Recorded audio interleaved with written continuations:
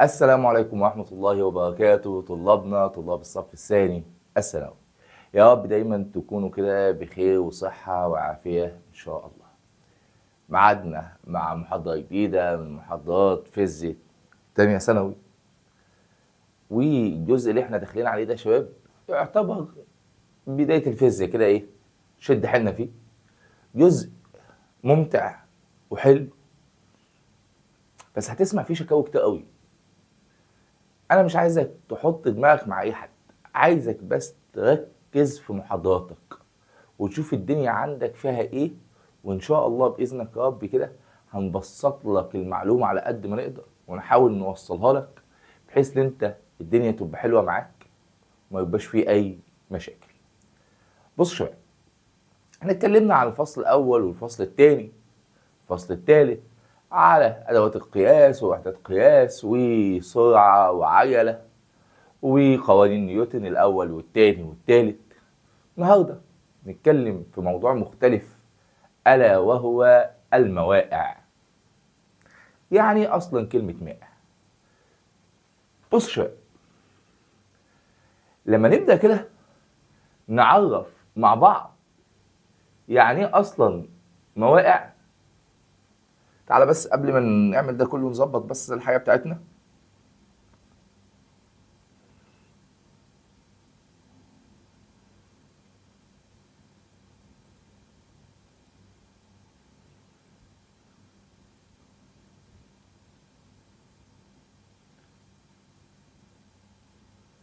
صلى على رسول الله. اولا كده تعال نبدا من اول تعريف عندي، وهو بيتكلم على حاجه اسمها الموائع. يعني ايه اصلا مائع؟ بيقول الموائع ده يا شباب اي ماده قابله للانسياب. تاني كده معايا، الموائع لما بدأ اعرف كلمه مائع فانا بقول له اي ماده قابله للانسياب. كلمه قابله للانسياب يا شباب يعني قابله للحركه، اي ماده ممكن تتحرك ولا تتخذ شكلا محددا بذاته. اي ماده ممكن تتحرك وملهاش شكل بنسميها موائع. تاني كده معايا، يعني ايه لفظ مائع؟ المائع ده اي ماده ملهاش شكل وممكن تتحرك. تعال نبص كده على حالات الماده الثلاثه، صلبه وسائله وغازيه، صح؟ مين فيهم ممكن يتحرك؟ المواد السائله ممكن تتحرك، والمواد الغازيه ممكن تتحرك. المواد السائله ملهاش شكل، شكلها حسب الاناء اللي هي فيه، والغازيه برضه ملهاش شكل. اما الماده الصلبه لها شكل محدد، صح؟ يبقى الموائع بتتكلم على مين؟ بتتكلم على حاجه من اتنين، لا اما السوائل لا اما الغازات.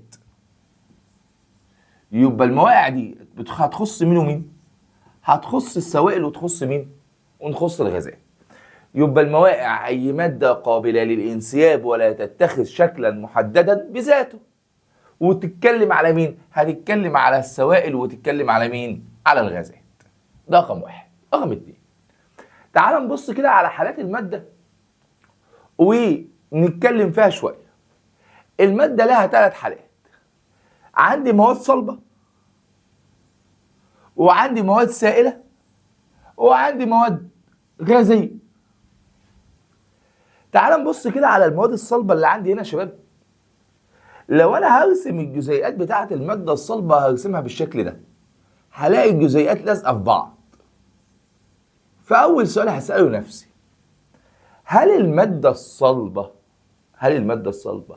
في مسافات بينيه بين الجزيئات؟ لا، صح؟ المسافات البينيه هنا تكاد تكون منعدمه، اكن مفيش مسافات بينيه. بس لما اروح للغازيه، لو انا بصيت على المسافات هنا، لا، في هنا مسافات ما بين الجزيئات وبعضها.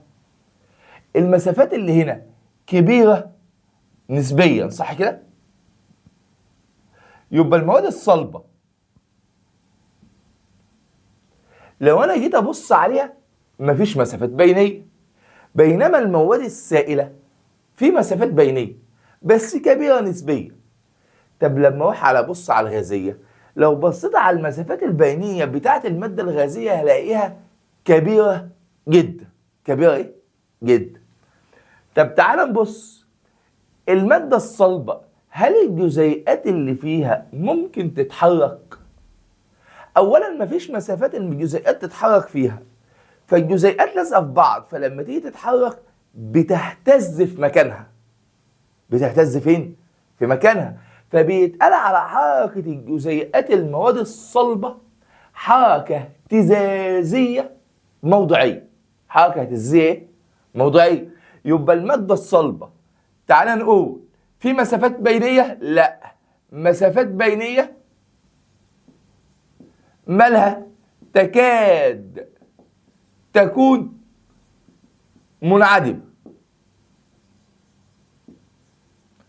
طب لو انا هروح ابص على حركة الجزيئات هلاقيها حركة اهتزازية.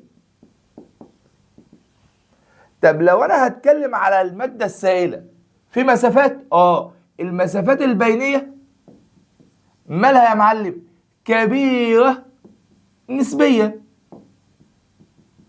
بينما حركتها الجزيئات المادة السائلة بتتحرك. حركة الجزيئات هنا حركة انتقالية. الجزيء ممكن ينتقل. ليه؟ في مسافات بينية ممكن يتنقل فيها. بينما المادة الغازية المسافات البينية اللي عندك كبيرة جدا جدا. طب والجزيئات بتاعتها؟ جزيئات المادة الغازية بتتحرك حركة عشوائية في جميع الاتجاهات. بتتحرك حركة عشوائية في جميع الاتجاهات. يبقى دي مقارنة بين المادة الصلبة والسائلة والغازية. أهم كلمتين بقى عندي، لو أنا عندي مادة صلبة، هل المادة الصلبة دي أقدر أضغطها؟ يعني القلم ده ينفع يتضغط؟ لا، ما ينفعش. طب المادة السائلة ينفع تتضغط؟ يعني لو أنت عندك لتر ينفع أدوس عليه أخليه نص لتر؟ مستحيل. طب والمادة الغازية؟ قال لي ينفع تتضغط عادي. بدليل لو انت فتحت انبوبة البوتاجاز عندك الغاز اللي جوه الانبوبة دي بيملى الشقة كلها، صح؟ صح. يبقى انا هنا المادة الصلبة والمادة السائلة مواد، الاتنين دول مواد غير قابلة للانضغاط. أما المواد الغازية هي مواد قابلة للانضغاط.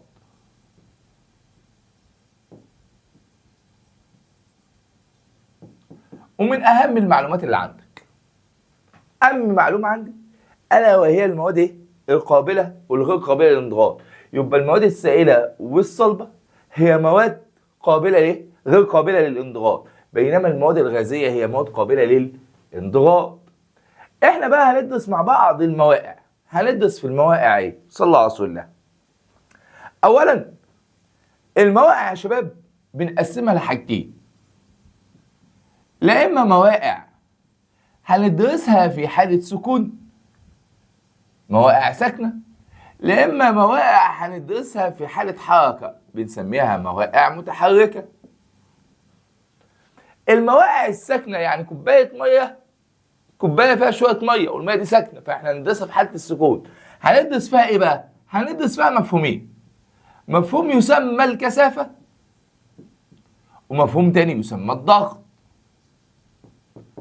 وهندرس والمواقع وهي بتتحرك هندرس فيها مفهومين، مفهوم هنسميه السريان ومفهوم تاني هنسميه اللزوجه. حلو؟ ده اللي هيدرس ان شاء الله مع بعضنا السنه دي او الترم ده. كان زمان ده بنشرحه في تانية ثانوي ترم تاني، وده كنا بنشرحه في تانية ثانوي ترم اول. بس انتوا بما انكم طلبه متفوقه بسم الله ما شاء الله عليكم ودارسين علوم متكامله ومتاسسين والدنيا حلوه معاكم، فقال لك لا، الطلبه بتاعتنا شاطره فاحنا هندرس لهم ايه؟ كل ده مع بعض، بالاضافه لقوانين الغازات وقوانين نيوتن وسرعه وعجله، بما انك ايه؟ طالب شاطر. فصحصح معايا في اللي هيتقال ده. شوف انا بقول لك ايه، ده ترم تاني، ده ترم اول، يعني الجزء اللي جاي جزء مش سهل، جزء محتاج في شغل. يبقى يا شباب صلوا على رسول الله صلى الله عليه وسلم. يبقى احنا هندرس مع بعض المواقع، هندرسها ساكنه وهندرس مواقع متحركه. هندرس النهارده اول محاضره لينا مع بعض الا وهي الكثافه. الا وهي ايه؟ الكثافه. يبقى ده بالنسبه للجزء اللي احنا هندرسه مع بعض. احنا قلنا المواقع هي اي ماده قابله للانسياب. كنا قابله للانسياب يعني قابله للحركه، اي ماده ممكن تتحرك ولا تتخذ شكلا محددا بذاته وملهاش شكل. وملهاش ايه؟ شكل. يبقى احنا هنتكلم على نوعين، مين ومين؟ هنتكلم على السوائل وهنتكلم على الغازات. يبقى دول اللي بيتقال عليهم ايه؟ مواقع. قلنا في السوائل حركتها حركة انسيابية وغير قابلة للانضغاط ولها حجم معين، ده السوائل. بينما الغازات مواد قابلة للانضغاط وتشغل أي حيز توجد فيه ليس لها حجم معين. يبقى المواد السائلة مواد قابلة للانضغاط وحركتها انسيابية ولها حجم معين، بينما المواد الغازية مواد قابلة للانضغاط بسهولة تتخذ شكل الإناء الموضوعي فيه. يبقى دي غير قابلة ودي قابلة للانضغاط. تعال نمسك مع بعض كده أول مفهوم عندي ألا وهو مفهوم الكثافة، وجزء حلو وسهل مش صعب. فأنا بسأل نفسي سؤال، يعني إيه أصلا كثافة؟ قبل ما نشرح يعني إيه أصلا كثافة تعال أديك مثال صغير. أولا عندي مكعب يا شباب، والمكعب ده طول ضلعه 1 سنتي، وجبت مكعب تاني برضه طول ضلعه 1 سنتي، يعني حجم المكعب ده ب1 سنتيمتر مكعب وحجم ده برضه ب1 سنتيمتر مكعب. مين فيهم أكبر في الحجم؟ الاتنين زي بعض، بس ده صنعته من حديد وده صنعته من بلاستيك، وحطيت ده على الميزان وحطيت ده على الميزان. طبعا الميزان بيقيس ايه؟ بيقيس كتله. قلت لك اهو. فهشوف مين فيهم اتقل. لقيت الحديد اتقل من البلاستيك. ازاي والاتنين لهما نفس الحجم؟ قال لك بسبب خاصيه تسمى الكثافه. بسبب خاصيه تسمى ايه؟ الكثافه. قلت له ايه هي بقى الكثافه؟ قال لي بص يا صاحبي، لما بدأ يعرف الكثافه هي عباره عن كتله وحده الحجم من الماده. يبقى الكثافه تعرفها كتله وحده الحجم من ايه؟ من الماده. ده تعرف مين؟ تعرف الكثافه. او ممكن اقول له برضه هي كتله 1 سنتيمتر مكعب من الماده. يبقى تاني كده معايا، لما بدأ يعرف الكثافة يعني ايه اصلا كثافة، قال لي هي عبارة عن كتلة وحدة الحجم من مين؟ من المادة. او كتلة 1 سنتيمتر مكعب من مين؟ من المادة. ده تعريف مين؟ تعريف الكثافة. يبقى ايه هي الكثافة؟ الكثافة هي كتلة وحدة الحجم من ايه؟ من المادة. الكثافة يا شباب ولها قانون. قانون الكثافة هو عبارة عن بالعربي اهو هو كتلة على حجم. يبقى الكثافة قانونها هو كتلة على مين؟ كتلة على حجم. الكثافة يرمز لها برمز رو تساوي كتلة ام والحجم فول. يبقى الكثافة ايه على ايه؟ كثافة كتلة على مين؟ كتلة على حجم. يبقى الكثافة كتلة على مين؟ كتلة على حجم. يبقى تعريف الكثافة هي كتلة وحدة الحجم من ايه؟ من المادة، وقانونها كتلة على مين؟ كتلة على حجم. أي قانون في الدنيا حطه يا عم في مثلث أهو. الكثافة هي كتلة على حجم. سؤالي: أي قانون يلزمه وحدة قياس وصيغة أبعاد وعلاقات؟ تعال نسأل نفسنا سؤال: هي الكتلة بتتقاس بإيه؟ الكتلة بتتقاس بالكيلو جرام، والحجم بيتقاس بإيه؟ بالمتر المكعب. يعني أقدر أقول له وحدة قياسي هي كيلو جرام على المتر المكعب. هو أنا مش ينفع أقيس الكتلة برضك بالجرام؟ ينفع. ينفع تقيس الحجم بالسنتيمتر المكعب؟ برضك ينفع. يبقى اقدر اقول له كيلو جرام على المتر المكعب او جرام لكل سنتيمتر ايه مكعب، اللي هي ممكن تتكتب كده برضه اس -3 او كيلو او جرام في السنتيمتر اس -3. طبعا ده معروف ان ده النظام الدولي، ده اللي احنا شغالين بيه، ده وحدة ايه؟ وحدة القياس. طب ولو هتكلم على صيغة الأبعاد، صيغة أبعادي هي عبارة عن ML-3. طب ما فيش زمن، يتحط أس صفر. يبقى دي صيغة مين؟ صيغة أبعاد. يبقى الكثافة هي كتلة على حجم، وحدة قياسها كيلو جرام على المتر المكعب أو جرام لكل سنتيمتر مكعب. صيغة أبعادها ML-3 تي أس كام؟ تي أس صفر. أي قانون في الدنيا يا شباب، أي قانون في الدنيا يلزمه وحدة قياس وصيغة أبعاد وعلاقات. فهو بقى معايا، صلى على رسول الله. العلاقات: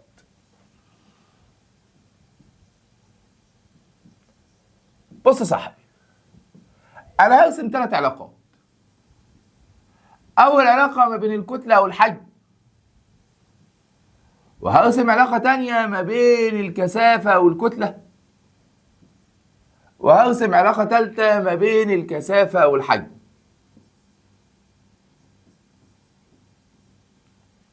تعال نسأل نفسنا سؤال: لو أنا يا شباب عندي كيلو تفاح، ده حجمه، لو خليتهم 2 كيلو، هل هيفضلوا بنفس الحجم ولا الحجم يزيد؟ حجم يزيد، صح؟ يبقى لما الكتلة زادت حجم الجسم زاد.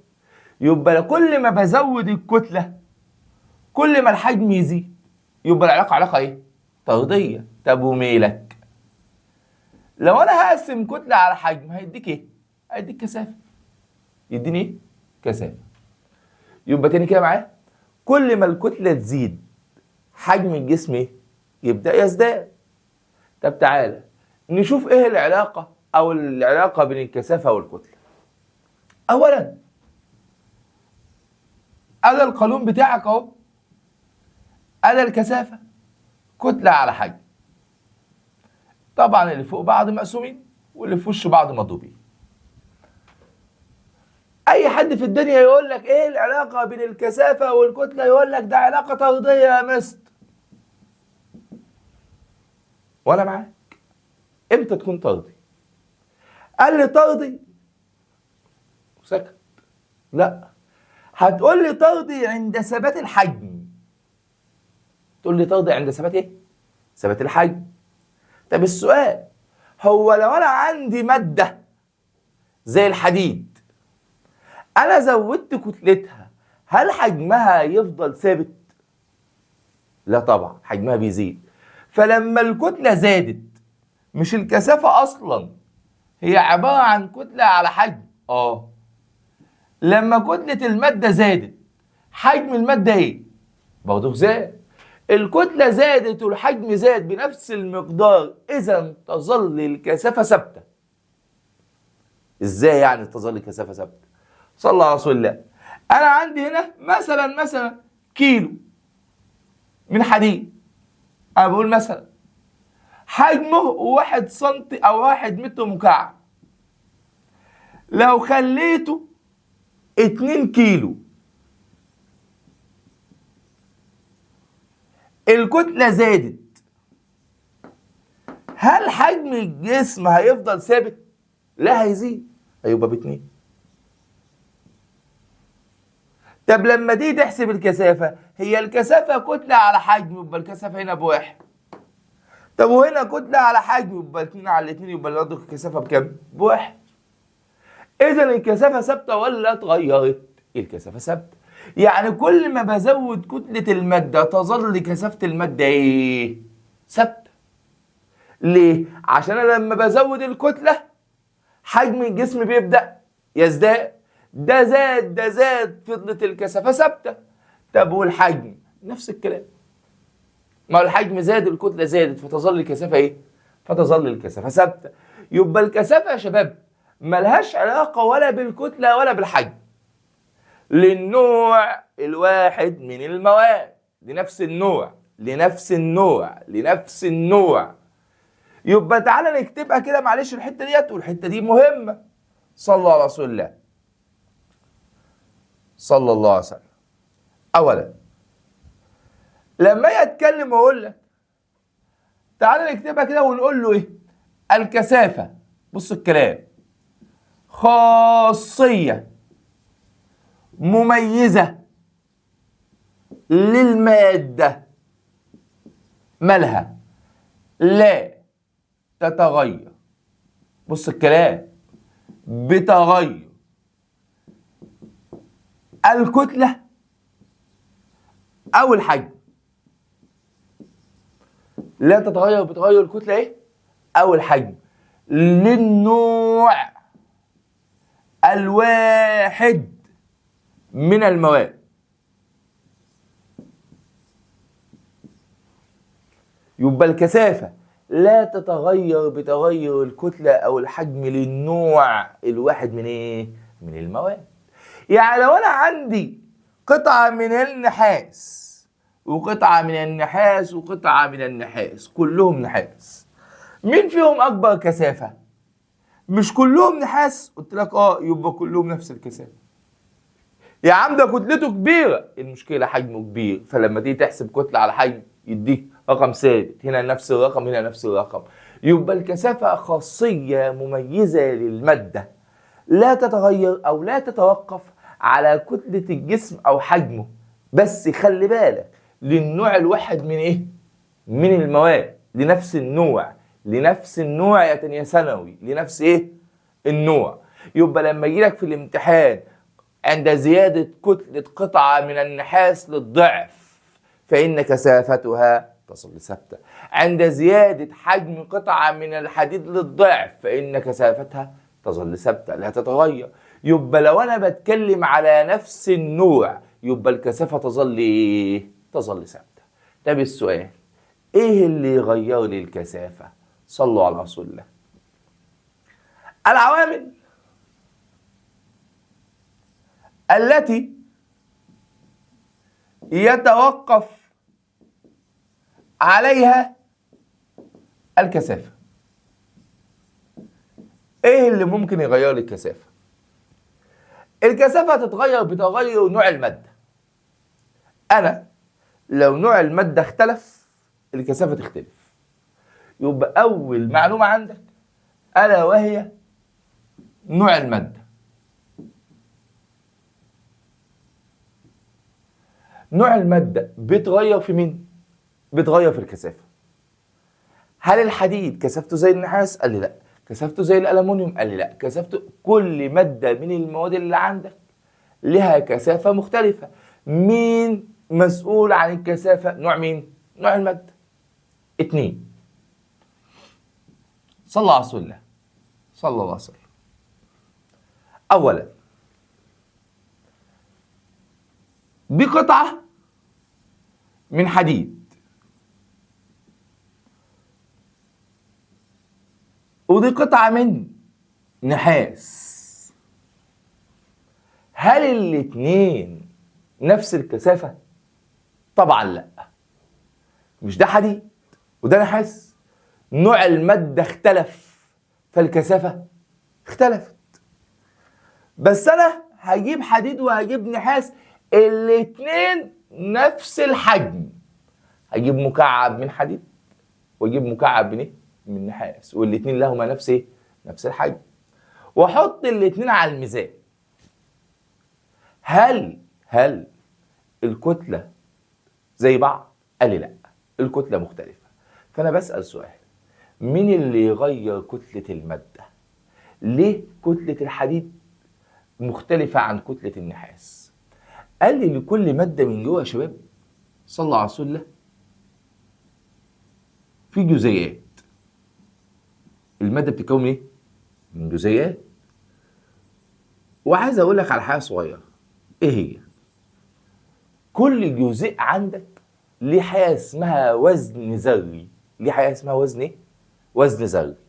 لما احط الحديد ده على الميزان فبيديك كتلة. الكتلة ديت هي عبارة عن مجموع الأوزان الذرية داخل المادة. الكتلة هي عبارة عن ايه؟ مجموع الأوزان الذرية داخل ايه؟ داخل المادة. الحديد ليه وزن ذري، والنحاس برضك ليه وزن ذري. فانت سيادتك يا محترم كل مادة لها وزن ذري مختلف، فبالتالي لو هما الاتنين لهما نفس الحجم مستحيل يتفقوا في الكتلة. مستحيل يتفقوا فين؟ في الكتلة. فاللي يغير لك الكثافة الوزن الذري أو الجزيئي. اللي يغير الكثافة الوزن الذري أو مين؟ أو وزن الجزيئي. الوزن الذري أو الوزن الجزيئي مسؤول عن كتلة المادة. خلي بالك أنا بتكلم على مادتين من نوعين مختلفين، عشان ما حدش يقول لي إيه، مش أنت قلت هنا الكتلة لا تتغير الكثافة لا تتغير بتغير الكتلة أو الحجم. بس أنا بتكلم ليه؟ للنوع الواحد من المواد. للنوع الواحد من إيه؟ من المواد. لو أنا عندي مادتين من نفس النوع ماليش دعوة ولا بكتلة ولا بحجم. أما لو أنا عندي مادتين مختلفتين فالكثافة هتتغير. إيه اللي يغيرها؟ أول حاجة عندك الوزن الذري. الوزن الذري ما بين الحديد والنحاس مختلف. ده ليه وزن ذري ودي ليه وزن ذري، والوزن الذري ده بيعمل إيه أصلا؟ ده مسؤول عن كتلة. الوزن الذري هو المسؤول عن مين؟ عن الكتلة. فأنت سيادتك يا محترم بتقول لي إيه؟ بتقول لي والله يا مستر تاني عامل يأثر عندي في الكثافة حاجة اسمها الوزن الذري أو الوزن مين؟ أو الوزن الجزيئي. والوزن الجزيئي هو علاقة إيه؟ طردية. ليه؟ عشان هو المسؤول عن مين؟ مسؤول عن الكتلة. خلي بالك أنا بتكلم على نوعين مختلفين. تاني أنا بتكلم ليه الحديد ليه كثافة وليه النحاس ليه كثافة. ليه الحديد كثافته مختلفة عن كثافة النحاس، عن كثافة الألمنيوم، عن كثافة المية. ليه المواد كثافتها مختلفة؟ أول حاجة أنا ثبتت الحجم فلقيت إن الكتل مختلفة. ليه الكتل اختلفت؟ عشان الأوزان الذرية عندي اختلف، الوزن الذري أو الجزيئي اختلف. حلو. يبقى ليه الحديد كثافته مختلفة عن النحاس؟ أقول له بسبب اختلاف الوزن الذري أو الوزن الجزيئي. بسبب اختلاف الوزن الذري أو الوزن الجزيئي. الاتنين مادتين مختلفتين، ده حديد وده نحاس، فالكثافات مختلفة ولا مش مختلفة؟ مختلفة. ليه مختلفة؟ أول حاجة عندي عشان الوزن الذري للحديد مختلف عن الوزن الذري للنحاس. طب الوزن الذري هيسبب اختلاف في ايه؟ هيسبب اختلاف في الكتلة. يسبب اختلاف في ايه؟ في الكتلة. وانا مثبت مين؟ مثبت الحجم. جبت مكعب من حديد وجبت مكعب من النحاس، والاتنين لهما نفس الحجم. فالكثافات مختلفة عشان الكتل مختلفة. ايه السبب في اختلاف الكتلة؟ الوزن الذري. 3. مين اللي بيدي للمادة حجمها؟ اللي بيدي للمادة الحجم بتاعها هي المسافات البينية. بين الجزيئات. طب المسافات البينية ممكن أغيرها؟ ممكن تتغير. تتغير إزاي؟ بتغير درجة الحرارة. درجة الحرارة يا شباب لو زادت المسافات البينية بتختلف. المسافات البينية بتزيد، ولو المسافات البينية زادت يبقى الحجم بيزيد. طب والحجم لو زاد يبقى الكثافة تختلف، الكثافة تبدأ تقل. درجة الحرارة ترضي مع مين؟ مع المسافات البينية، والمسافات البينية ترضي مع الحجم، والحجم عكسي مع الكثافة. خلي بالك من الحتة دي. أنا لما بسخن مادة، ده قطعة من نحاس أو قطعة من ألمنيوم، وأنا سخنتها أهو، جبت القلم ده حديد كيلو، سخنته بقى كام كيلو؟ هو الكيلو صح؟ بس إيه اللي اختلف فيه؟ حجمه. أنا مثبت الكتلة، فأنا بقول إن الكثافة كتلة على حجم. أنا هنا مثبت الكتلة، ده ثابت. لما سخنت ايه اللي حصل للمسافات البينية؟ زادت. ايه اللي حصل لحجمي؟ زاد. ايه اللي حصل لكثافتي؟ قلت. يبقى درجة الحرارة بتغير في الكثافة. درجة الحرارة بتغير في مين؟ في الكثافة. رقم 4 ألا وهي درجة النقاء.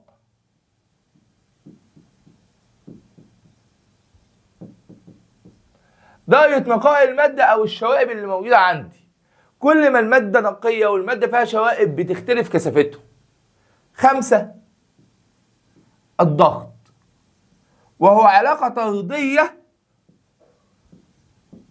مع الكثافة، وهندرسها بالتفصيل إن شاء الله لما ندخل في الضغط. يبقى أنا في الامتحان لو قلت لك قطعة من الحديد كتلتها زادت الضعف، قطعة من النحاس حجمها قل للنص، بما أنا بتكلم على نفس النوع. بما إني بتكلم على نفس النوع إذا الكثافة ثابتة. إذا الكثافة إيه؟ ثابتة. لو أنا بتكلم على نفس إيه؟ بتكلم على نفس النوع. أما لما أقول لك في الامتحان لو أنا غيرت المادة يبقى أنا غيرت الكثافة، غيرت الوزن الذري أو الجزيئي يبقى أنا غيرت الكثافة، غيرت درجة الحرارة يبقى أنا غيرت الكثافة، غيرت درجة النقاء غيرت الكثافة، غيرت الضغط يبقى غيرت الكثافة. أي حاجة من دول لو أنا غيرتهم يبقى أنا غيرت الكثافة.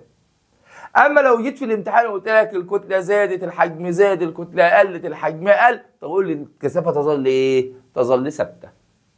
يبقى الوزن الذري علاقته طردية، ودرجة الحرارة علاقتها إيه؟ عكسية. يبقى دي العوامل اللي بتأثر عندي في مين؟ في الكثافة.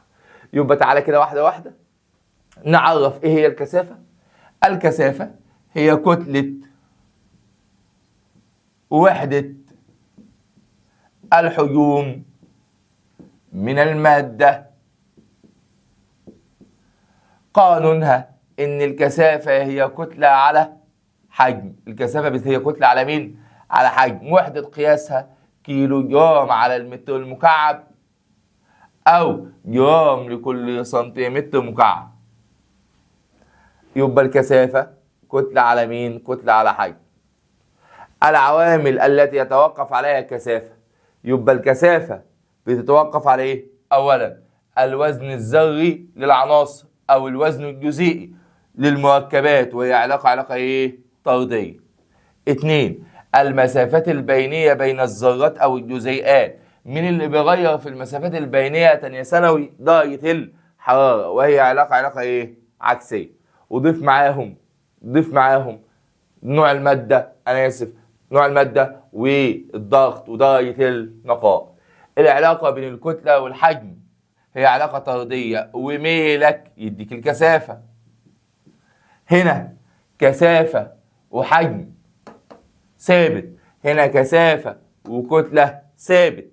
إن الكثافة لا تتوقف على الكتلة أو الحجم للنوع الواحد من المواد.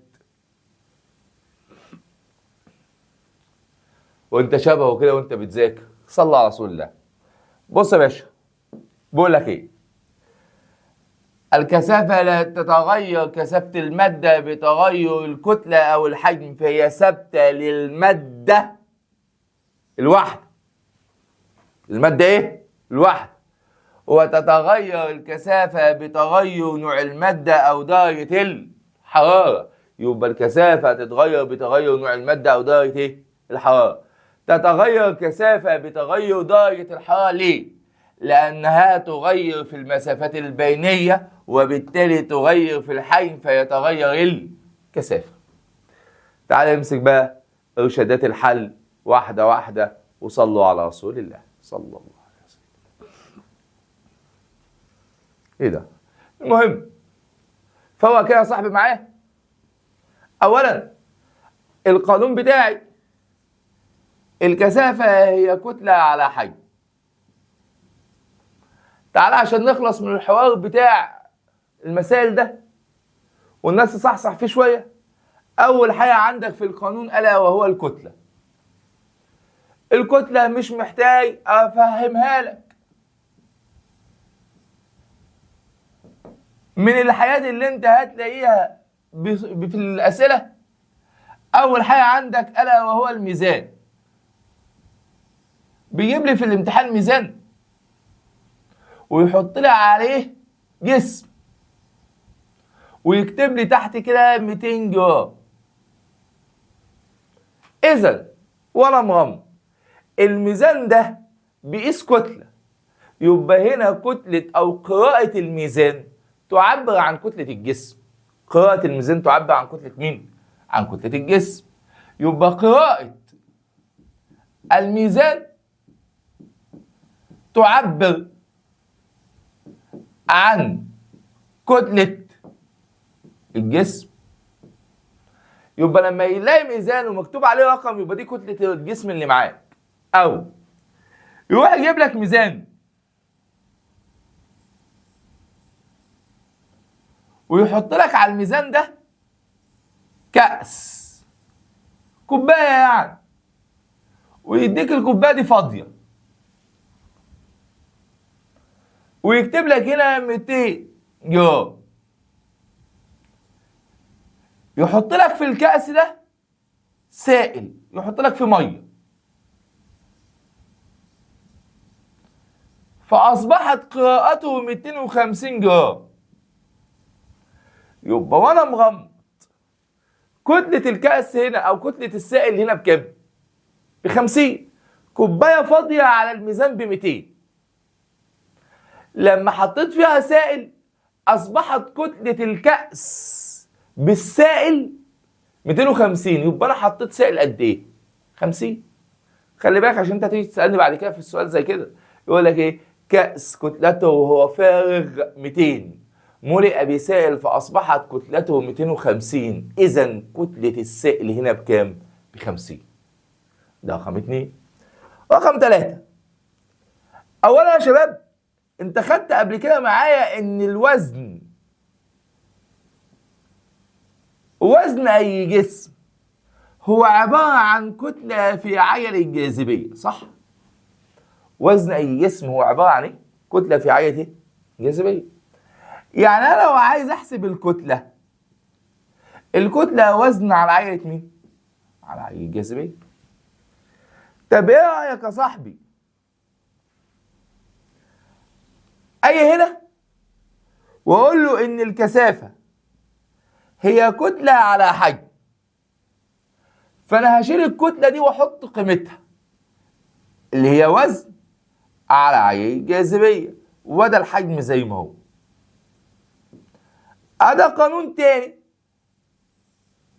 للكثافة، بس هنا بمعلومية الوزن. هنا بمعلومية مين؟ الوزن.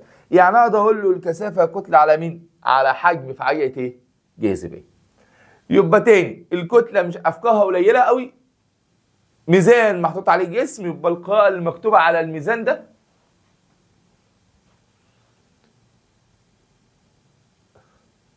القراءة بتاعت الميزان اللي عندي أو قراءة الميزان ده بتعبر عن كتلة الجسم. 2، كأس فاضي وحطيت فيه كأس فاضي مديك كتلته، لما احط فيه سائل كتلته بقت 250، اذا مقدار التغير هنا حجم كتلة السائل اللي انا حطيتها. او اديك كتلة، او بدل ما اديك كتلة في السؤال اديك وزن، يبقى الوزن هو عبارة عن، او الكثافة عبارة عن وزن على حجم في عجلة ايه؟ في عجلة الجاذبية. اديني مثال، صلى على رسول الله. قلت لك في الامتحان عندي مكعب، المكعب ده طول ضلعه ال، مصنوع من نحاس، وعندي مكعب تاني طول ضلعه ب2 ال، برضه مصنوع من نحاس. ده وزنه بدبليو، فانا بسألك الوزن ده بكام؟ تاني، مكعبان من نفس المادة، مكعب هسميه اكس ومكعب هسميه واي، مكعبان من نفس المادة، نحاس ونحاس. الاول طول ضلعه بال ووزنه بدبليو، التاني طول ضلعه ب2 ال، فان وزنه بكام؟ صلى الله عليه وسلم. اوعى الشيطان يوزك وتقول لي ده دبليو يبقى ده 2 دبليو. اسمعني بقى، هي الكثافة مش بتساوي بمعلومية الوزن وزن على حجم فعالية الجاذبية؟ وزن على حجم فعالية ايه؟ فعالية الجاذبية. اولا لما تيجي تعمل مقارنة وتيجي تعمل نسب دايما بتشيل الثوابت، ده نحاس وده نحاس، يبقى الكثافة ثابتة وعادي الجاذبية كده كده ثابتة. ايه العلاقة بين الوزن والحجم؟ العلاقة بين الوزن والحجم هي علاقة طردية، مقسومين على بعض في القانون، يبقى العلاقة دي ايه؟ علاقة طردية. تعالى، يعني ايه علاقة طردية؟ يعني انا لو قلت وزن اكس على وزن واي هيساوي حجم الاكس على حجم الواي، ده اسمها علاقة ايه؟ علاقة طردية. يبقى انا هنا استغليت ان الاتنين من نفس المادة، يعني الاتنين نفس الكثافة، وكتبت القانون وشلت الثوابت، شلت الثابت اللي هو الكثافة وشلت الثابت اللي هو الحجم. بعد كده شفت ايه العلاقة اللي ما بين الوزن والحجم؟ العلاقة بين الوزن والحجم هي علاقة طردية. تعال نعوض. اولا المكعب اكس وزنه ب بدبليو، المكعب واي وزنه ب، ده انا عايزه.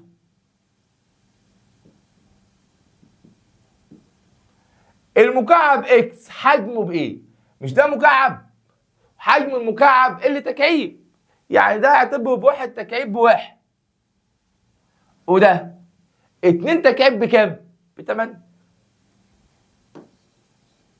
يعني لو انا عايز اجيب الدبليو واي اعمل مقص، اذا وزن الواي 8 دبليو، وزن الواي بكام دبليو؟ ب8 ايه؟ ب8 دبليو. ليه؟ عشان في علاقة بين الوزن والحجم، عشان في علاقة بين الوزن وايه؟ والحجم. بعد كده تاني حاجة عندي او تاني فكرة عندي الا وهي الحجوم. صلى على رسول الله صلى الله عليه وسلم. مبدئيا قبل اي حاجة في الدنيا لازم تحفظ حجوم الاشكال الهندسية اللي عندك عشان ما تتعبناش معاك. انت عندك مكعب وعندك متوازي وعندك اسطوانة وعندك كرة. حجم المكعب ايه تانية ثانوي؟ اسد يلا اللي تكعيب. بص عشان انت كدابين على كدابة. حجم المكعب اللي ايه؟ اللي تكعيب. المتوازي طول في عرض في ارتفاع.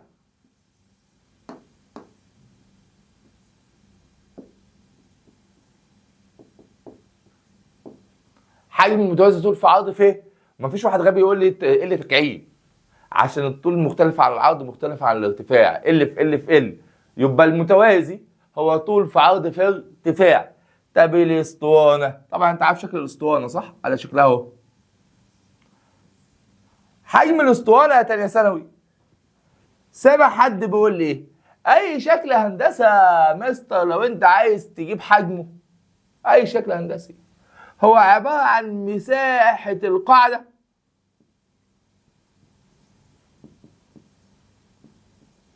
في الارتفاع.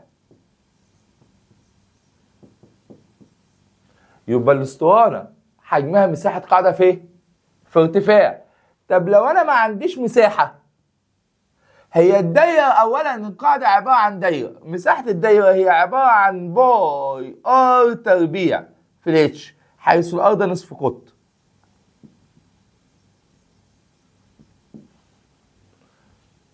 يبقى انا هنا المكعب اللي تكعيب، المتوازي طول في عرض في ارتفاع، الاسطوانه مساحه مقطع في ارتفاع، ما عندكش مساحه مقطع، يبقى عندك المساحه تتفك الى باي ار تربيع في الاتش، والاتش برضه ده ايه؟ ده ارتفاع. طب والكره؟ حجم الكره يا شباب هو 4/3 باي ار تكعيب. حجم الكره 4/3 باي ار ايه؟ تكعيب. لازم تكون حافظ دول. طبعا الار من غير ما اقول لك هي نصف قطر، هي نصف ايه؟ نصف قطر. يبقى الحجم صلى على رسول الله، عندي مكعب وعندي متوازي وعندي اسطوانه وعندي كره. المكعب اللي تكعيب، المتوازي طول في عرض في ارتفاع، الاسطوانه ايه في اتش او باي ار تربيع في الاتش، والكره 4/3 باي ار ايه؟ باي ار تكعيب. يبقى ده بالنسبه للحدود. 2. لازم تبقى فاهم حاجه صغيره، ايه هي؟ ان الحجم يا شباب انت عندك حاجه اسمها المخبار المدرج. المخبار المدرج ده عباره عن جهاز بيستخدم في قياس، زي ما انت خدت في الكيمياء، قياس حجم السوائل وحجم الاجسام الصلبه غير المنتظمه التي لا تذوب في الماء. المخبار بيقيس لي حجم السوائل وبيقيس لي حجم الاجسام الصلبه غير منتظمه الشكل اللي ما بتدوبش في الميه. بمعنى هتلاقي في بعض المسائل مديني هنا مخبار مدرج بالشكل ده، وتلاقي حاطط لك هنا سائل وكاتب لك هنا 50 سم. يبقى وانت مغمض انا كده بكلمك ان حجم السائل كام؟ ب50. بعض المسائل يجيب لك مخبار ويروح جاي قايل لك ايه؟ طب ما وضع قطعه من النحاس او من الحديد فارتفع سطح الماء او سطح السائل اللي عندي الى 70. يبقى هنا مقدار الزياده في حجم السائل هو حجم القطعه اللي موضوعه. مقدار الزياده في حجم السائل هو حجم القطعه ليه؟ الموضوعه. يعني انا دلوقتي الميه كانت عند 50، حطيت فيها قطعه من الحديد فاصبحت 70، يبقى مقدار الزياده عندي هنا بكام؟ ب20. حجم الزياده دي هي حجم الجسم اللي انا حطيته. او يقول لك انت عندك مخبار، والمخبار ده مليان ميه، ورحت جاي وضع فيه قطعه من الحديد. ايه اللي حصل؟ الميه هتقع صح؟ فوقع من هنا ميه ومن هنا ميه. حجم الماء المنسكب، حجم الماء ايه؟ المنسكب، حجم الميه اللي وقع ماله يا عم؟ هو عباره عن حجم الجسم الموضوع. حجم الماء اللي هيقع هو عباره عن حجم الماء اللي وقع ده هو قد حجم الجسم اللي انا حطيته. يبقى ده بالنسبه لحاجه اسمها المخبار المدرج. يبقى المخبار المدرج 3 حالات. يجيب لك مخبار فيه سائل، بص على الرقم الموجود على المخبار ده حجم السائل وتاكد هي سنتيمتر مكعب ولا لا. مخبار في سائل حطيت فيه قطعة من حديد أو من نحاس أو أي مادة، فارتفع سطح المادة، فارتفع سطح الماء عندي. مقدار الزيادة في حجم السائل هو عبارة عن حجم الجسم الموضوع عندي. 3، يجيب لك مخبار ممتلئ ويحط فيه قطعة من الحديد فيقع منه شوية مية، حجم المية اللي وقع هو حجم قطعة الحديد الموضوعة. حد هنا فيه مشكلة؟ 3.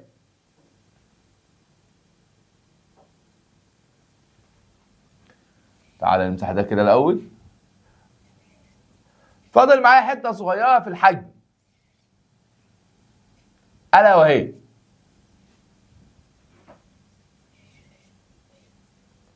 بص يا شباب، عندك ايه يا باشا؟ عندك جسم بالشكل ده،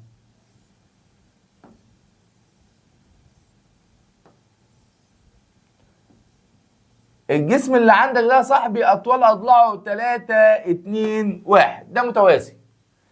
تعرف تجيب حجمه؟ حجم المتوازي طول في عرض في ارتفاع، يبقى الحجم هنا ب6. حلو، بس أنا غتت شوية ورحت جاي هنا. خلي بالك إن ده مصمت. يعني إيه مصمت؟ مقفول، متوازي مقفول. ورحت جاي وعامل لك جوه المتوازي ده فتحة، والفتحة ديت بطول الاسطوانة بتاعتك. صلوا على رسول الله صلى الله عليه وسلم.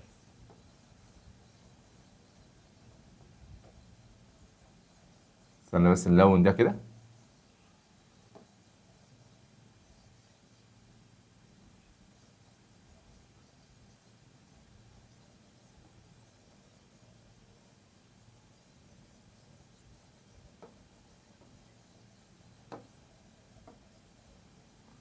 بص يا باشا، صلى على رسول الله صلى الله عليه وسلم.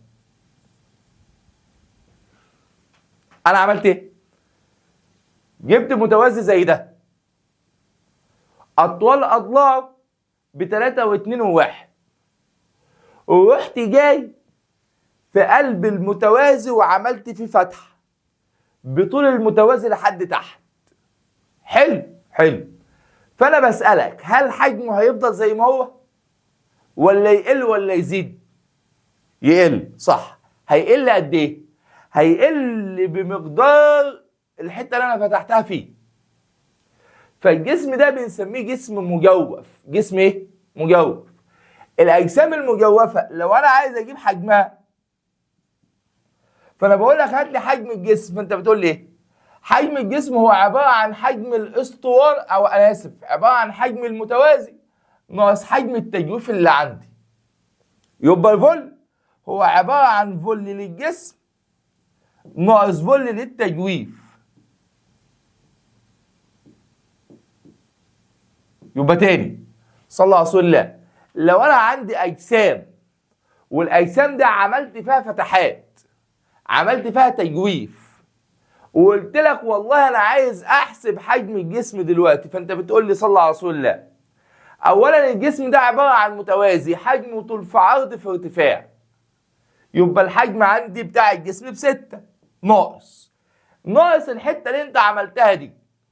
انت دلوقتي عملت هنا فتحه، والفتحه دي انت عاملها بايه؟ بطول الاسطوانه بتاعتك. الفتحه دي لها نص قطر، فلو انت بصيت على الشكل هتلاقيه شكل اسطواني. يعني لما تعمل فتحه جوه متوازي بالشكل اللي انا رسمه ده اسطوانه كده بالطول. فانت هتجيب حجم الاسطوانه باي ار تربيع في الاتش. انا هديك نص القطر. انا هديك نص ايه؟ هديك نص القطر، واديك الارتفاع بتاع المتوازي بتاعك وتعوض فيه في القانون.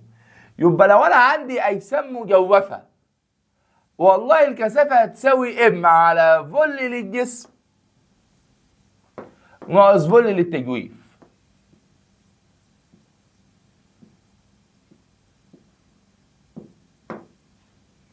يبقى الرو هي عباره عن ام على فول للجسم ناقص فول لمين؟ فول للتجويف. ده لو انا عندي اجسام ايه؟ اجسام مجوفه.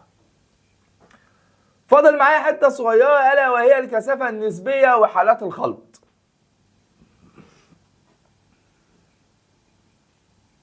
ماشي.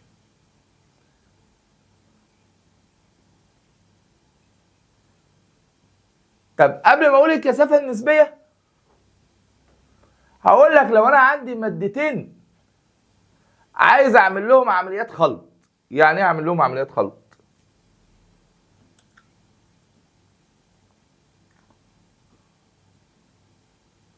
يعني امسح ده كده.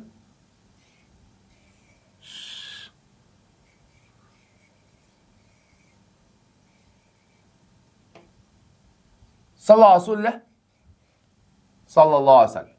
اولا بص يا باشا،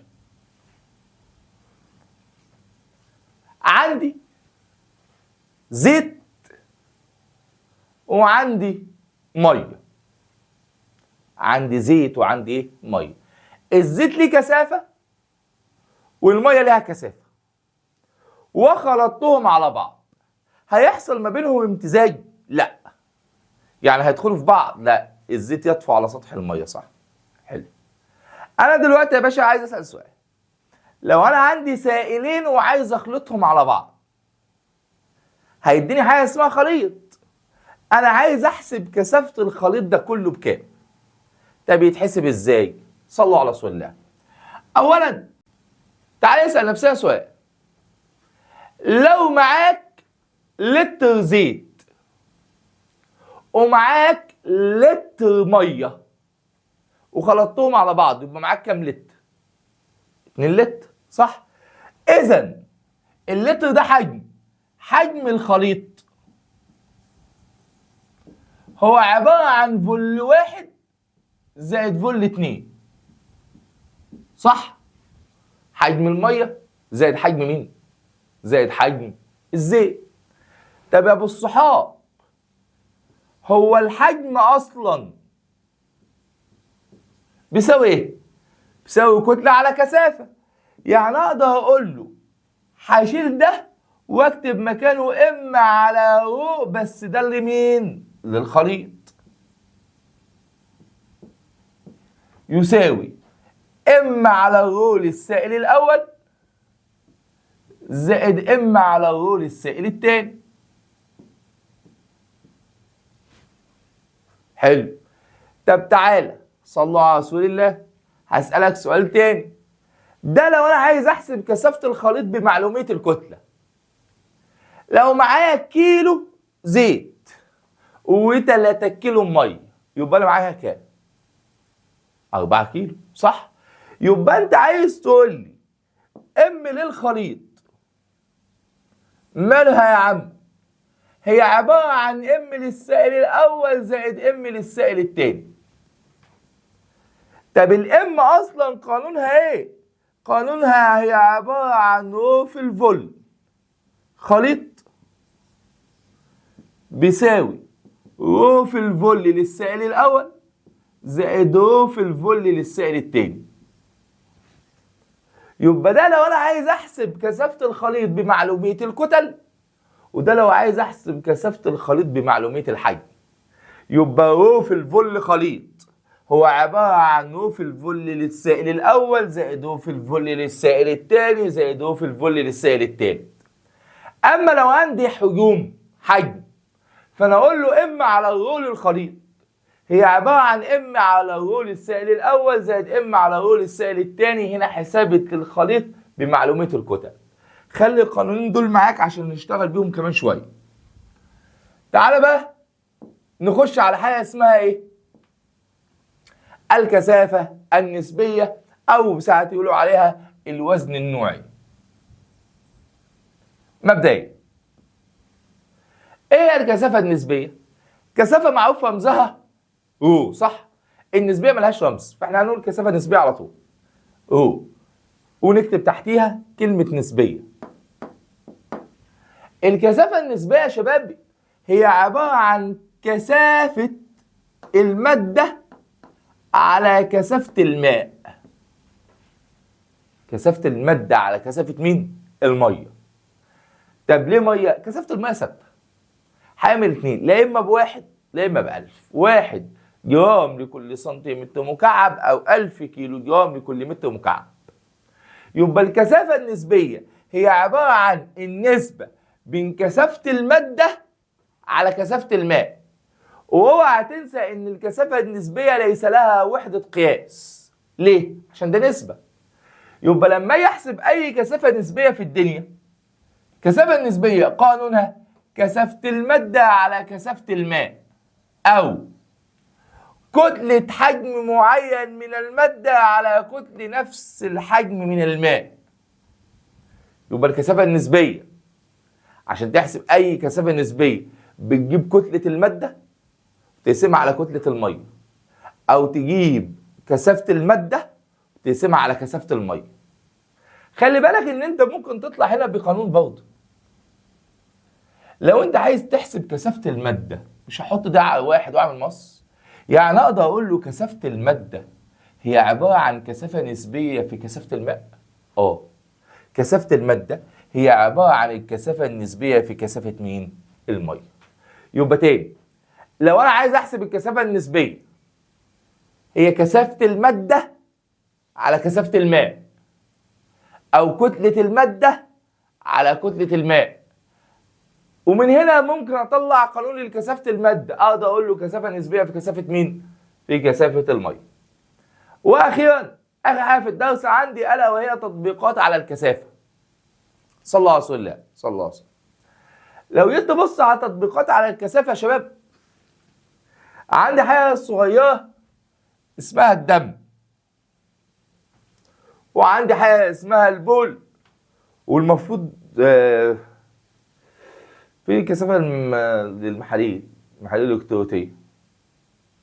ماشي، ما اتكتبتش، حسبي الله. تعال في حتة هنا الحمد لله برضه هيموتنا. بص يا شباب، اسمعني بقى في اللي انا هقوله لك دلوقتي.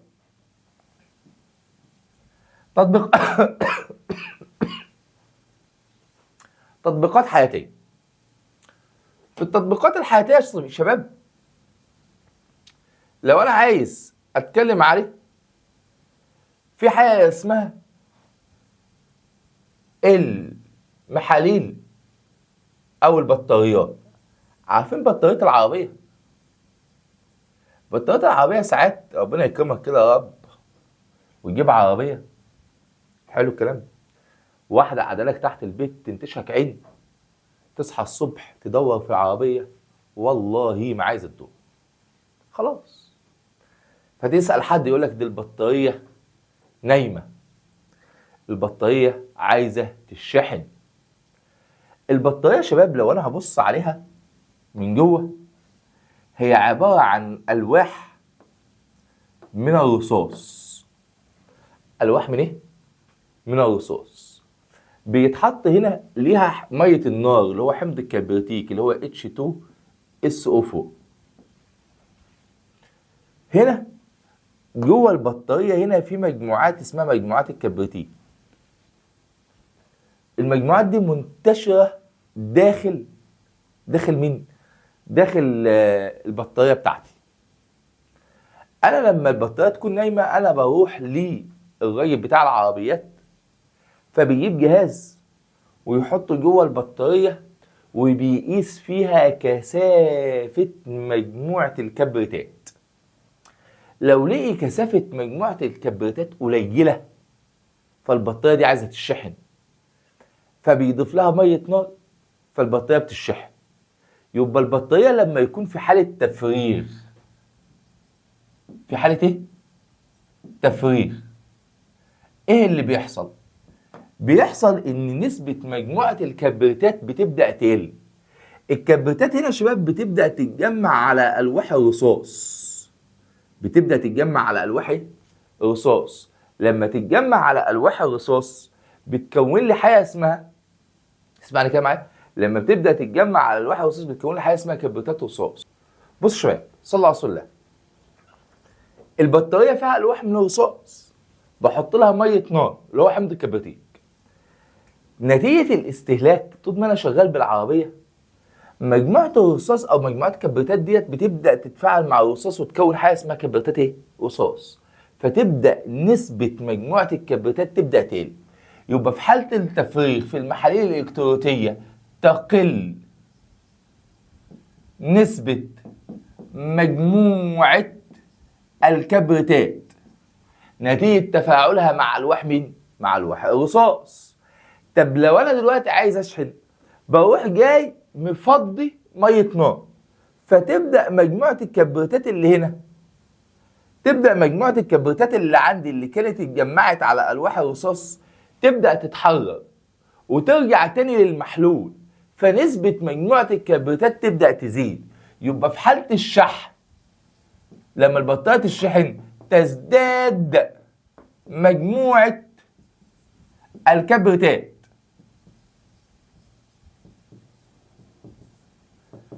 تزداد نسبة أو تزداد كثافة مجموعة الكبريتات في المحلول. لما كثافة مجموعة الكبريتات تزيد يبقى البطارية دي مشحونة. يبقى تاني، امتى البطارية تنام أو البطارية تفضى؟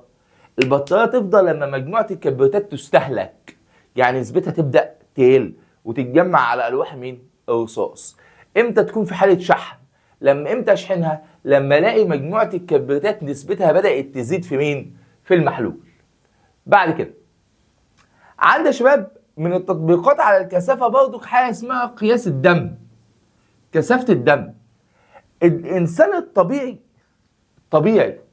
كثافة دمه من 1060 ل 1040. ده الطبيعي. الإنسان الطبيعي كثافة الدم بتاعته من كام لكام؟ من 1060 ل 1040. الأرقام دي لازم تتحفظ. إذا زادت كثافة الدم عن 1060، لو كثافة الدم زادت، في الحالة ديت تزداد تركيز كرات الدم ويشير إلى مرض يسمى مرض النقرس. يبقى أنت عندك نقرس نتيجة زيادة كرات الدم الحمراء.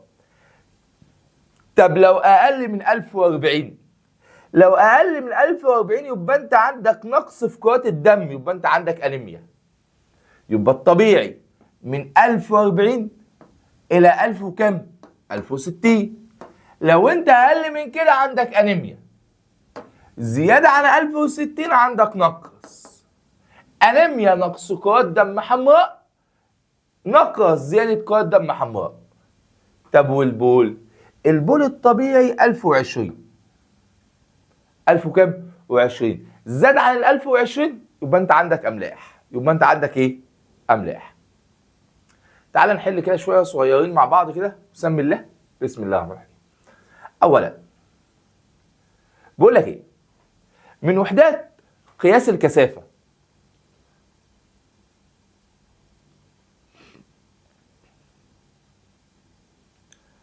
عشان أقيس الكثافة، والله الكثافة كيلو جرام على المتر المكعب أو جرام لكل سنتيمتر مكعب.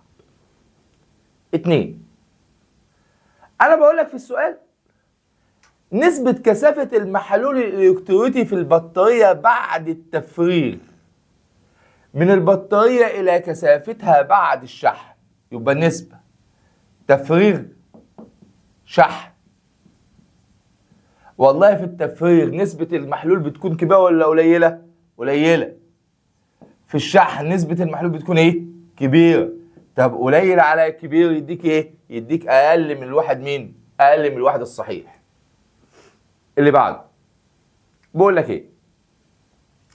شريحة معدنية مربعة الشكل كثافة مادتها 7000. تم قص ربع الشريحة كما هو موضح بالشكل، فتكون نسبة كثافة الجزء المقطوع من الشريحة. أولا، هو أنا غيرت المادة؟ لا. بما إني ما غيرتش المادة يبقى نفس الكثافة.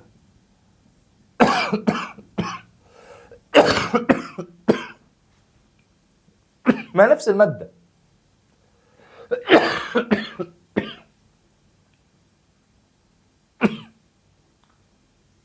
أولا، إيه العلاقة بين الكثافة وإيه؟ الكتلة ثابت.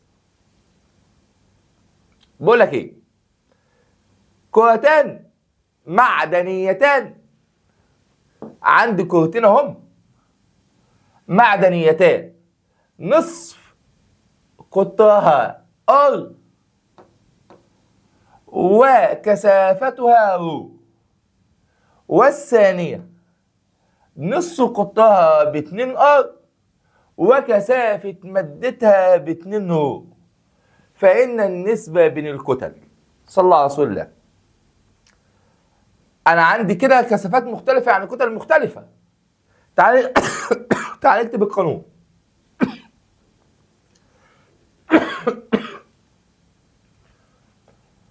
الرو هي عبارة عن ام على فولت. الراجل بيسأل ايه؟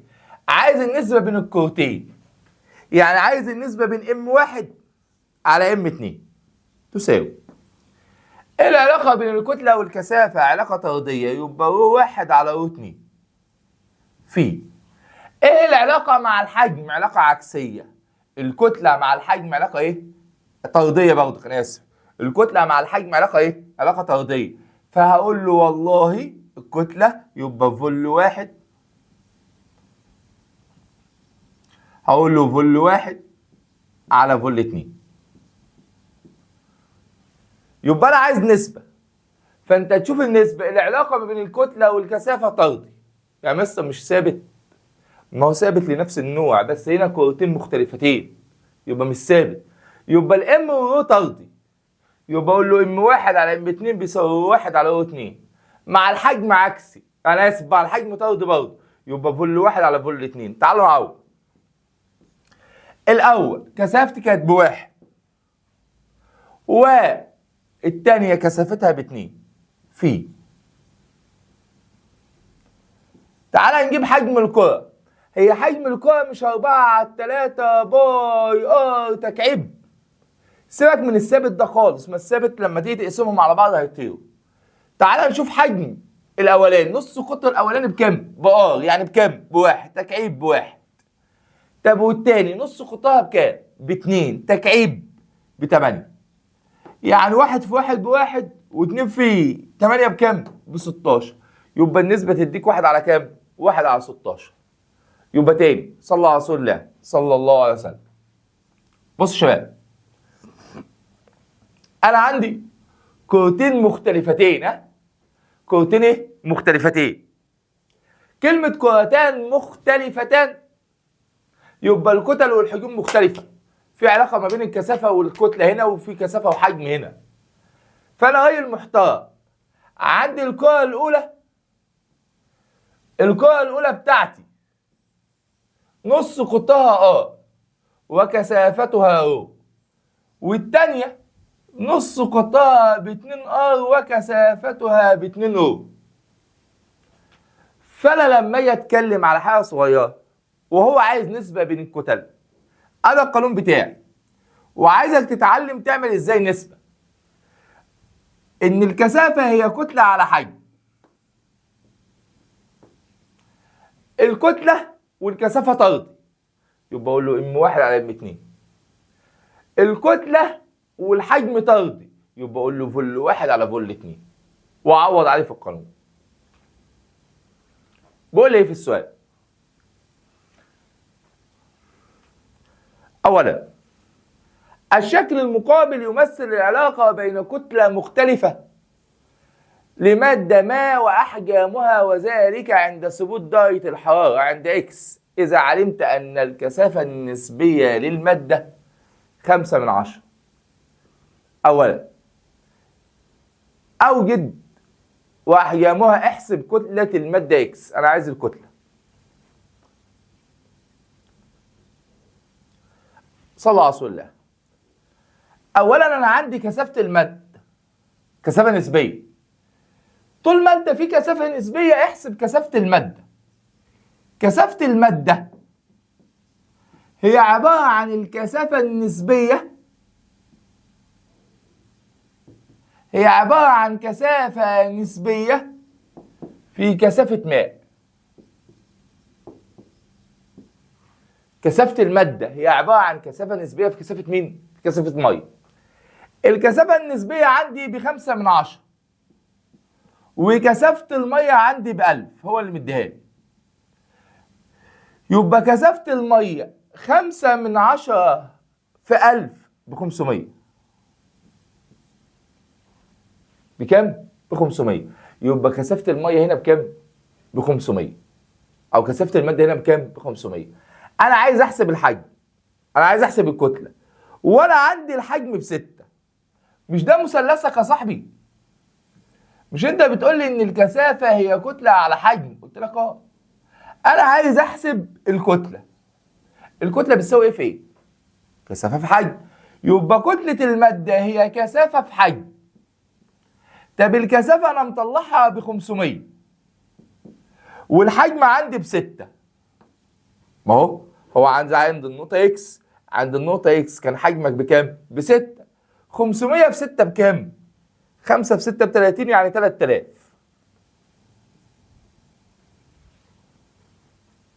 يبقى هنا من الكثافة النسبية، لما يكون عندي كثافة نسبية هحسب منها كثافة المادة. الكثافة النسبية هحسب منها كثافة مين؟ المادة. كثافة المادة هي عبارة عن كثافة نسبية في كثافة الماء. السؤال بيقول لك ايه؟ إناء كتلته فارغ ب10 كيلو جرام، وعند ملئه بالماء أصبحت كتلته 17. يبقى إذا كتلة المية بكام؟ ها؟ ام ماء. ام ماء بكام؟ كوبايه فاضيه بكام؟ ب10. لما مليتها بالميه بقت كام؟ 17. يبقى ام ميه بكام؟ ب7. ثم فرغ وملئ بسائل اخر فاصبحت كتلته 20. يبقى ام سائل بكام؟ كوبايه كانت ب10 مليتها بقت ب20. يبقى كتله السائل بكام؟ ب10 كيلو جرام. انا عايز احسب الكثافه ايه؟ النسبيه. الكثافه النسبيه هي عباره عن ايه اصلا؟ كثافه الماده على كثافه الماء، كتله الماده على كتله الميه. كتله الماده بكام؟ ب7. انا اسف، كتله الماده ب10 وكتله الميه بكام؟ ب7. تعال نحسبها. احنا قلنا الكثافه النسبيه لا اما كثافه الميه على كثافه الماء، او كتله حجم معين من الماده على كتله نفس الحجم من مين؟ من الماء. الماده عندي اللي هو السائل ب10 على الميه عندي ب7، فانا اقول له 10 على 7.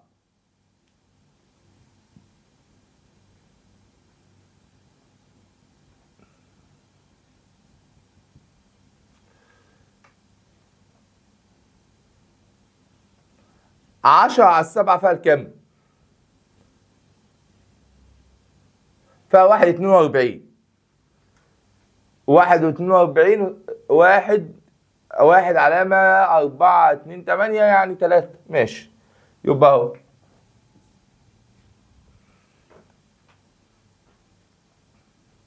السؤال ده حلو. بقول لي ايه في السؤال ده؟ صلى على رسول الله. في الشكل المقابل يبين العلاقة بين كتلة سائل وحجمه عند درجة حرارته. أولا دي كتلة ودي حجم، احسب منها الكثافة. 10 على 2 فيها الكام؟ فيها 5. يبقى كثافة المادة ب5. ماشي. فإن العلاقة البيانية الصحيحة بين الشكل واي بين كثافة السائل وحجمه عند درجة حرارة الغرفة بالخط ده كده هرسم علاقة بين الكثافة والحجم. ايه العلاقة بين الكثافة والحجم؟ ثابت. طب الكثافة بكام؟ ب5. يبقى انا هشوف الخط اللي هو عنده بكام؟ ب5. يبقى الخط ايه؟ يبقى الخط مين؟ يبقى الخط ايه؟ ماشي. 2. عند رفع درجة الحرارة، لما درجة الحرارة تزداد فإن العلاقة البيانية بين كثافة السائل وحجمه، صلى على رسول الله، درجة الحرارة زادت يبقى الحجم زاد يبقى الكثافة قلت. تاني، درجة الحرارة زادت فالحجم زاد فالكثافة ايه؟ قلت. يعني الكثافة لو هي ب5 تبقى أقل من 5. يبقى مين؟ الخط دي. ليه يا مستر؟ ليه ما اخترتش ده كده؟ ليه ما اخترتش السي؟ هو انا كل ما ازود الحجم الكثافه عماله عندي عماله ايه؟ عماله تقل. طب صلى على رسول الله صلى الله عليه وسلم. انا بقول لك في السؤال عند رفع درجه حراره ثم ثبوتها. خلي بالك درجه الحراره زادت بعد كده ثبتت فالكثافه اتغيرت. هنا لو انا خدت السي ده ان الحجم هنا درجه الحراره عماله تتغير. هو المفروض الحجم بيزيد يعني المفروض اختار بي كمان. يبقى انا ما ينفعش اختار السي ولا ينفع اختار البي. هنا درجه الحراره زادت ثم ثبتت. انا درجه الحراره زودتها فالحجم زاد فالكثافه قلت اقل من 5/4. السؤال اللي بعده بقول لك ايه؟ في الشكل المقابل مكعب. المكعب ده من مادتين مختلفتين لهما نفس الكتلة. يبقى كتلة ده قد كتلة ده من مادتين مختلفتين. يبقى الكثافة مختلفة. حلو. فإن العلاقة بين الكثافة بينهم أولا الكثافة تساوي كتلة على حجم. الكتلة ثابتة. ايه العلاقة بين الكثافة والحجم؟ هي علاقة عكسية. يعني ايه علاقة عكسية؟ يعني لو قلت اكس على واي هقول له والله حجم الواي على حجم الاكس. تعالى حجم الواي ده ال بواحد تكعيب بواحد على حجم الاكس ده 2 تكعيب ب8. يعني لو انا هعمل مقص يبقى هقول له رو واي بيساوي 8 رو اكس. بيساوي 8 رو ايه؟ رو اكس. يبقى الاجابه عندي مين؟ ده. السؤال اللي بعده بيقول لي يوضح الشكل كثافه دم العينه من اشخاص A و B و C و D فان الشخص المصاب بالانيميا. الانيميا احنا قلنا الانسان الطبيعي الدم بتاعه من 1040 ل 1020 1060 انا اسف. اقل من كده يبقى انا عندي انيميا. اكبر من كده يبقى انا عندي نقص. انا مين اللي عنده انيميا؟ فانا هاخد ادل كده ال 1040. يبقى اللي عنده انيميا لا اما الايه لا اما الاي. ده اللي عنده انيميا. انا عايز شخص مصاب بشكل اقل. مين اللي عنده انيميا قليله؟ رقم ايه؟ ومين اللي عنده انيميا كبيره؟ رقم ايه؟ يبقى ايه وايه. بقول لك ايه؟ الشكل التالي يوضح بعض المواد المختلفة الكثافة إذا تم صناعة 3 مكعبات متماثلة من كتل من المواد الثلاثة فإن الأجسام. أولا الجدول يوضح بعض المواد مختلفة الكثافة تم تصنيع 3 مكعبات متماثلة في الكتلة قد بعض في الكتلة واللي قد بعض في الكتلة قد بعض في الوزن. بس هل الحجم مختلف؟ هل الحجم واحد؟ لا. ليه؟ هي الكثافة مش كتلة على مين؟ كتلة على حجم. ده ثابت صح؟ ده ايه؟ ثابت. في علاقة بين الكثافة والحجم؟ اه طبعا علاقة عكسية. طب الكثافات مختلفة يعني الأحجام هتبقى مختلفة. بقى أحجامهم مختلفة بس هم متفقين في الكتلة يعني متفقين في مين؟ في الوزن. يبقى تتفق في الوزن وتختلف في الحجم. اتفقوا في الوزن ليه؟ عشان ليهم نفس الكتلة. اختلفوا في الحجم ليه؟ عشان مختلفين في الكثافة. الشكل التالي يوضح التغير في كثافة الدم تحت الملاحظة خلال 30 يوم. أي الفترات توضح إصابة الشخص بالأنيميا. يا جدعان الأنيميا أقل من 1040. أنا 1040. مين اللي عنده أنيميا؟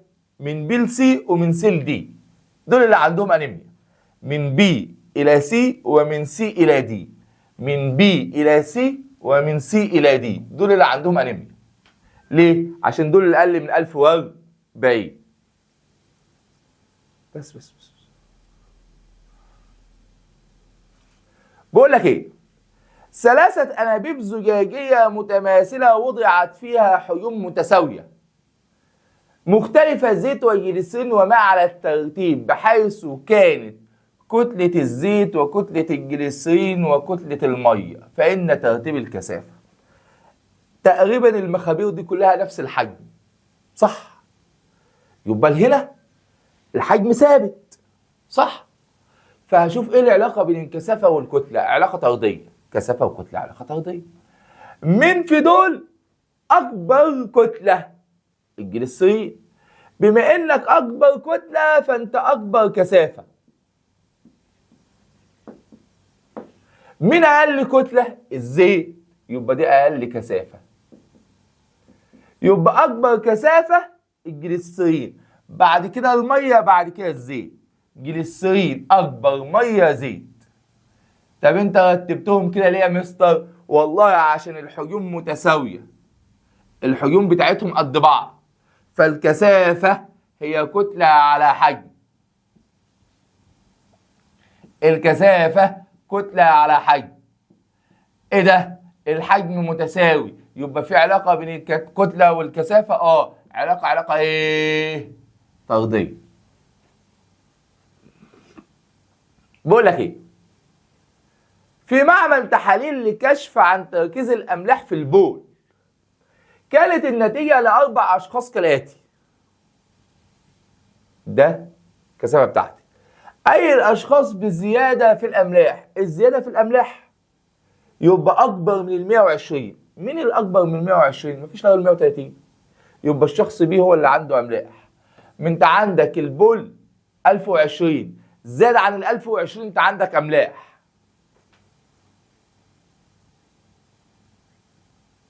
بقول لك إيه في السؤال؟ 4 مكعبات متساوية في الحجم من مواد مختلفة، ذهب وحديد وألمنيوم ونحاس، كما بالشكل، فإن ترتيب كتل المواد متساوية في الحجم، متساوية في الحجم، حجم ثابت. يبقى في علاقة بين الكثافة والكتلة؟ علاقة طردية. الأكبر كثافة هو الذهب، صح؟ استنى، ده 19360. الذهب أعلى حاجة، ده أكبر واحد، ده أكبر واحد، دي 19000، دي 7000، دي 2000، دي 8000. يبقى بعد كده النحاس ده رقم 2، بعد كده ده رقم 3، وبعد كده ده أقل واحد هو رقم 4 الألمنيوم.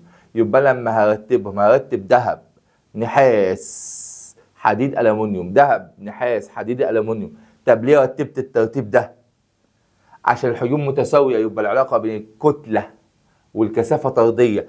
أكبر كثافة وأكبر كتلة، يبقى ذهب، نحاس، حديد، ألمنيوم. ذهب، نحاس، حديد، ألمنيوم. أنا رتبت حسب الكثافة، رتبت حسب الكتلة، عشان العلاقة ما بينهم علاقة إيه؟ طردية. بقول لك إيه؟ الشكل يوضح العلاقة بين الكتلة والحجم ل4 مواد مختلفة، أي منهما أكبر كثافة. أكبر كثافة يبقى أكبر زاوية على طول وأنت مغمض. إيه ده؟ ده لعب معايا هنا. اللعبة في إيه؟ هنا فول وهنا إم. هو الميل هنا يديك 1 على الرو، ما يدكش الرو. ليه؟ عشان أنا كاتب هنا إيه؟ فول. كتلة، حجم على كتلة، والكثافة أصلا كتلة على مين؟ على حجم. فبما إنك هنا الميل 1 على الرو، انت بتسأل على اكبر كثافة، فانت روح دور على اقل ميل. اقل ميل يعني اقل زاوية، اقل زاوية يبقى الدي. 3 كرات زجاجية من نفس المادة. ايه ده؟ نفس المادة يبقى نفس الكثافة على طول، نفس المادة نفس الكثافة. العلاقة بين كتلة وحجم كمية من الدم ل4 أشخاص مصابين بمرض الأنيميا، فأي الأشخاص لديه نسبة الإصابة بالمرض أعلى؟ هو عشان يبقى عنده انيميا يبقى الكثافه بتاعته اقل من 140، يبقى انا عايز حد كثافته قليله. اما على الفول الميل يديك كثافه، انا عايز اقل كثافه. ليه اقل كثافه؟ مش الدم اصلا من 1040 ل 1060، انا عايز حاجه اقل من 1040. يعني انا عايز كثافه دم قليله ولا كبيره؟ قليله. مين اقل كثافه دم عندك؟ هو الدي، فهو ده اكتر واحد مصاب بالمرض.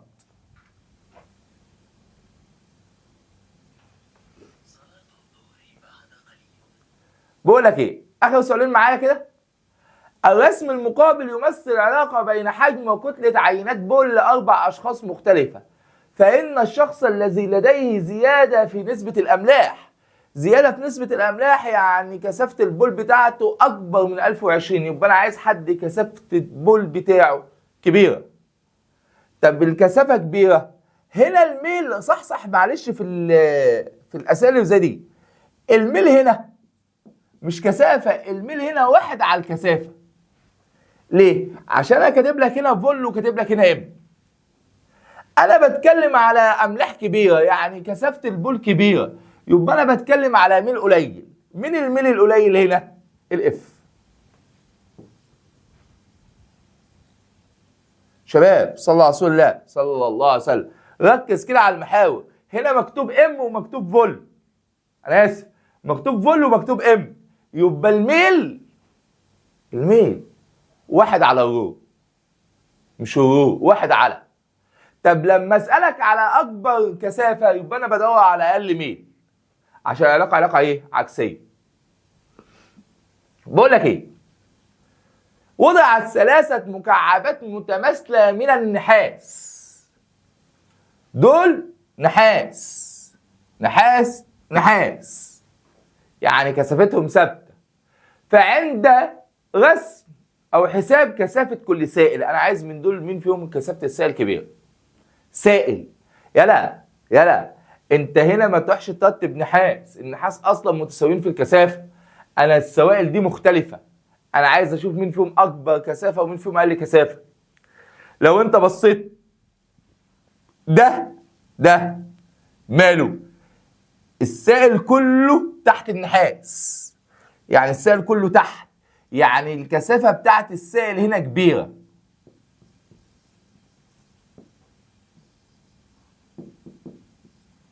هنا السائل كله فوق، معنى كده ان الكثافه هنا قليله. مش اللي بيطفو فوق ده كثافه قليله؟ حلو. طب وده ما بينهم هما الاثنين، يعني لو انا هرتب اكبر كثافه 2، بعد كده 1، بعد كده 3، 2 1 3، صلى على رسول الله. هنا يا صاحبي هنا بقول لك رتب السوائل. ما حدش يقول لي ايه ده يا مستر، مش ده اللي طفى يبقى كثافته قليله؟ ده نحاس، انا مش دعوه بالنحاس، انا بتكلم على السوائل، انا بتكلم على السوائل. السائل ده تحت يبقى كثافته كبيره، السائل ده فوق يبقى كثافته قليله، ده ما بينهم. واخيرا، الشكل البياني يمثل العلاقه بين ايه وايه؟ بين كتلة وكثافة لعدة من المواد عند ثبوتها أي المواد يمثل حجم أحد هذه المواد. أولا أنا مديك هنا يا صاحبي عشان الناس تشوف إيه، ماشي، صلى على رسول الله. أنا مديك هنا الإم وهنا الرو، أنا مديك الإم ومديك الرو. إم على رو يديك ايه اصلا؟ او بمعنى تاني، انا لو عايز احسب الحجم، هو الحجم مش اصلا ام على رو؟ فانا هقول له 36 على 12 اهو، 96 على 12 تساوي ب8. اذا حجم الجسم عندي ب8، انا هروح اشوف مين في دول حجمه ب8. تعال نجيب اول واحده، ده مكعب، يبقى انا هنا هجيب الحجم بتاعي، اقول له كتله على مين؟ كتله على كثافه. الكتله ب 96 والكثافه ب 12، يبقى الحجم يديني 8. فانا هروح ادور مين في الاشكال اللي عندي حجمها ب 8. طب تعالى 2 في 2 في 2 ب 8، ايه ده؟ يبقى ده حجمه ب 8، يبقى ده الصح. طب وده 2 في 2 في 3 ب 6، 6 في 9 مش هيديك 8، يبقى لو حسبت كل واحده مش هتلاقي غير اللي عندك ده ايه بكام؟ ب 8. كده ده بالنسبه لجزء صغير خاص بدرس الكثافه، ويا رب تكون سيادتك فهمته، وان شاء الله مع بعضنا في على الارض سواء في السنات او المجموعات الخاصه بتاعتنا باذن الله، باذن الله نظبط الدرس دي تاني باذن الله، وشد حيلك من اول المحاضره بتاعت النهارده عشان الدنيا تمشي معاك كويسه. تمام؟ استودعكم الله، والسلام عليكم ورحمه الله وبركاته.